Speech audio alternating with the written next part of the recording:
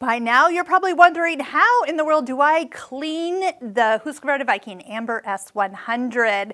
So I'm going to walk you through a few things to know, because you and I need to keep this machine cleaned and oiled on a regular basis. Now, if you've looked in your accessory box or bag, you notice that oil does not come with this machine. So in the description below, I'm going to link over to just some basic soy machine oil. It's not the same as just like a 3-in-1 oil. And if you have a soy machine that does require oil, just make sure it doesn't look dark or dark yellow. It needs to have a little bit more of a lighter color to it, so something that isn't really dark yet. So first thing to do, number one, remember your brush is right here in the front of your door, so that's always great. You do not want to go blowing into this, and so please repeat after me: no canned air. No, canned air blows way more into the back of the serger than out, so just always use a brush. I have even been known to pick up one of these little wool dust-its, and again, I'll put a link below, just because it's like a Swiffer for soy machines, because it gets in and pulls out the dust so quick and easy. If you're doing some really dusty things, take that screwdriver that came with your serger, take off these throat plates and clean out underneath the part here. So really get in and clean all that out.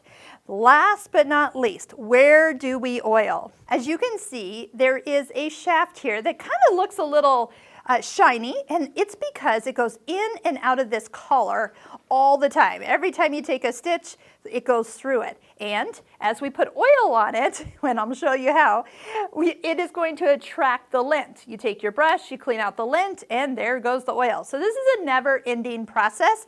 But when you think about it and you've cleaned out, then go ahead and take your oil, put a couple drops right here at the top, and you could put some down here at the kind of the bottom knuckle, because that's kind of bending as well. And then that way it'll just lubricate itself as it kind of pulls the oil through that whole area. But that is the only thing you and I need to do on a regular basis. Now, what about an annual cleaning? What we're going to find that is best is if you have your serger professionally cleaned and oiled, because there are moving parts way around the backside that you and I don't get to, that need to be oiled and adjusted. And that is what your local Husqvarna Viking store will be able to do for you.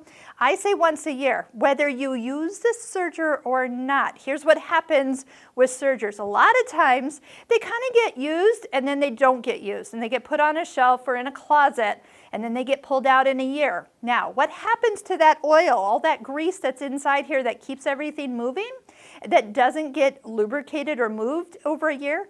It dries out. So what happens is people pull their sergers out a year, 2 years, 5 years down the road, and then they wonder why it sounds so awful, or it just doesn't really perform as it's supposed to be. It's because it hasn't moved. I mean, you and I, if we don't move for 5 years, we're going to be a little cranky too.